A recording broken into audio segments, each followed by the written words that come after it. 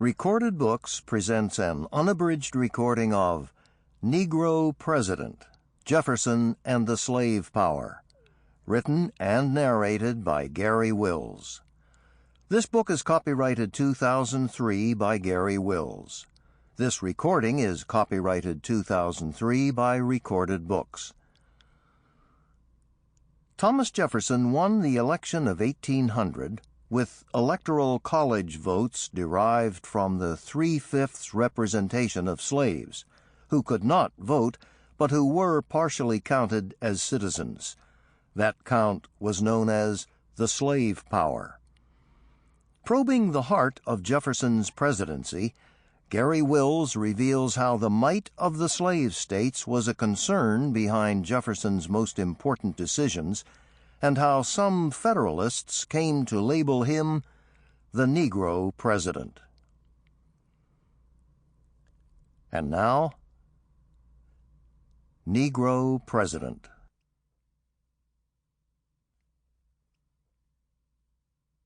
Prologue. Coming to Terms with Jefferson.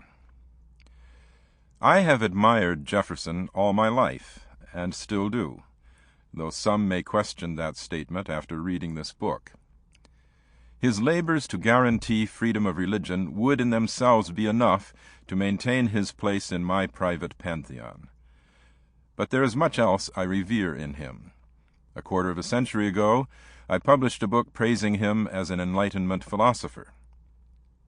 A year ago, I published a book praising him as an artist. In the interval between these two, I have served on the board of advisors to the Jefferson International Center at Charlottesville and the Scholars Advisory Group for his friend Madison's home, Montpelier.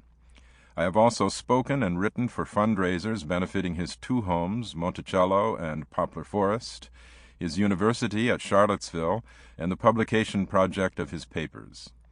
Along the way, I have written review articles that looked at different aspects of his life, but I have never devoted an entire book to one deadly part of his politics, the protection and extension of slavery through the 3/5 clause in the Constitution. This book depends on and wants to join modern historians' general and growing labor to grasp the pervasiveness of slavery's effects on our early history. I do not mean for it to join an unfortunate recent trend toward Jefferson bashing.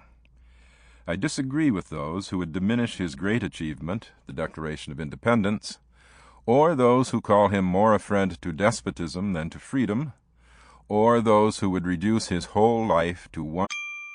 Sample complete. Ready to continue?